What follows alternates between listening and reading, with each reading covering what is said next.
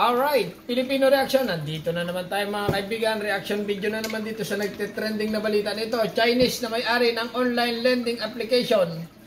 Timbog sa mga pulis. Chinese na naman mga kaibigan. Aresto na ng National Bureau of Investigation ang may-ari ng isang online lending application na nagpapadala umano ng ataol at bulaklak ng patay kapag na-delay ang pagbabayad. Ito na mga kaibigan yung nagpapalending na nagpapadala nga ng ataol pag ikaw ay hindi nakabayad. Inulit ko lang. Okay, continue. Narito ang ulat. Pinagmumura nila ako. Tapos, kung ano na po sinabi sa akin. Ayan po yung pagdadalan daw ako ng kabaong. Ayan mga kaibigan, ang biktima ng utang si nanay. Walang maibayad, kaya lang pinadala ng kabaong. Pero bayad naman po ako. Walang tigil na pananakot at pagbabantas Tinakot. Okay. sa buhay. Ito ang naranasan ni Nanay Teresita matapos niyang mangutang sa isang online lending app na 24H peso. Ang malala pa, sa 3,500 pesos na inutang niya, 1,900 pesos lang ang nakuha niya. At Ganon, 3,000 ang inutang, 3,000 plus ang inutang, 1,000 lang nakuha. Bago ang singil, ang tubo, doble-doble. Wow. kahit bayad na, ginugulo pa rin siya. Kaya naman, parang nabunutan siya ng tinik. Ngayong natimbog na ng National Bureau of Investigation ang may-ari mismo ng lending application. Isa palang Chinese national at nag-ooperate ito sa Pasay City. Ko ay Chinese na naman. Mabuti naman nahuli ito. Huli namin itong si Mi Duan. Siya ay Chinese citizen na may-ari nung 24H peso. Chinese citizen. Okay. Pure Chinese. Loan company. Nagpapautang and then pagka hindi ka nakabayad or kahit nakabayad ka na, maraming pananakot ang gagawin sa iyo. Napag-alaman naman ng NBI na bukod sa 24H peso na loan app, may 5 pang kumpanya ang Chinese national na nagpapautang din. At ang mga empleyadong ginagamit niya sa pananakot ay pawang mga Pilipino. Ito, ganon. Pero good news ito mga kaibigan sa mga nakautang na. Huwag na kayo bumayad. Kasi nga Chinese may-ari. Timbog na ngayon, yung mga nangungulit, huwag nyo na bayaran yan. Di ba? Bad news lang sa mga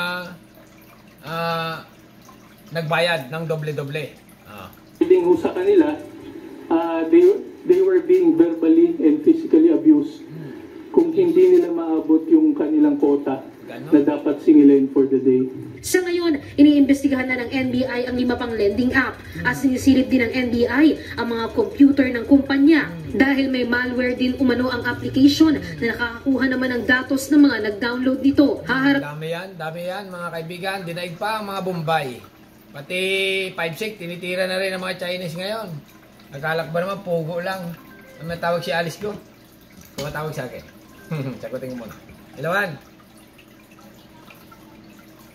Sige. Okay, bye-bye.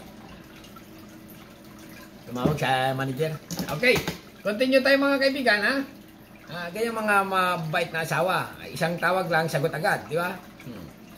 Harap naman sa patong-patong na kaso ang Chinese national sa Pasay City RTC at mananatili muna ito sa kustodiya ng NBI. Samantala, isa namang Vietnamese ang nabisto rin ng NBI na nagbebenta naman ng illegal na party drugs. Nang pasukin ng NBI ang kanyang kondo sa Parañaque City, nadiskubre nila ang mga party drugs na itinatago ng suspect sa mga stuffed toy. Naku, ay pati Vietnamese naman ang nangyayari na ngayon sa Pilipinas. Ganito na, talaga naman. Dito niya nilalagay yung kanyang mga amphetamine, yung ecstasy for delivery, kaya hindi mahalata. Ito, mga ganito rin ito. Pwede pang orderin yan pag mga ganyan sa online. Akala stop toys, yung pala naman ay drugs na. So, yan ang style niya to deliver this drugs sa kanyang mga clients. Patong-patong na kaso ang isasampa sa Vietnamese. Nakikipag-ugnayan na rin ang NBI sa Bureau of Immigration dahil may hawak umanong 9G visa o working visa ang suspect. Nahuli rin naman ng NBI ang dalawang suspect sa pagpatay naman ng mag-ina sa Quezon City noong June 2024. Ay, ito yung nagpatay sa mag-ina. Naku, ay, Diyos mio, dapat ito, bitayin na. Ay, itong dalawa na ito. Naku. Isa sa suspect ay jail officer pa sa Bureau of Corrections. Unang pinatay ang nakababatang biktima sa sasakyan.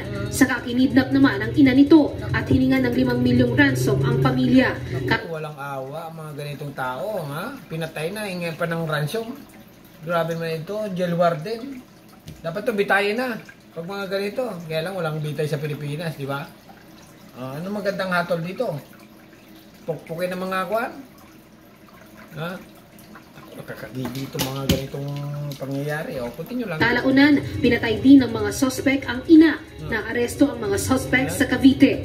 Itinuro na lang nila ang pinagbibingan sa mga biktima na natagpuan namang kalansay na sa Bai, Laguna. Talaga naman, sobrang daming gago sa Pilipinas. Ito dalawa, gago pala. Okay? Kawawa naman yung mag-ina. Kung mapanood nyo ang balita ng mag-ina mga kaibigan, ay talagang parang masakir ang tirada nito. Diyos mio, Marimar. Sarap-sarap na mabuhay na walang kaso, gumawa ng kalukuhan. Ayan. Talagang tinudas pa. Luisa Erispe, para sa Pambansang TV, sa Bagong Pilipinas. Tapos na, okay?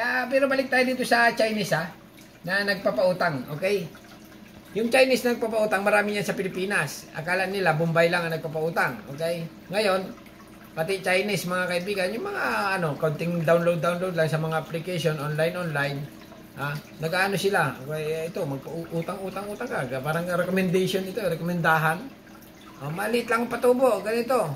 Nung siningil ka na, sobrang laki ng patubo. Kahit bayad ka na, si Manang, ate, nagreklamo.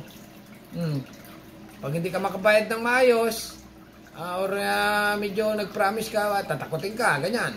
Padalang ka ng kabaong. Grabe. 1,900 pesos lang ang nakuha niya. At kahit bayad na, ginugulo pa rin siya. Kaya naman, parang nabunutan siya ng tinik.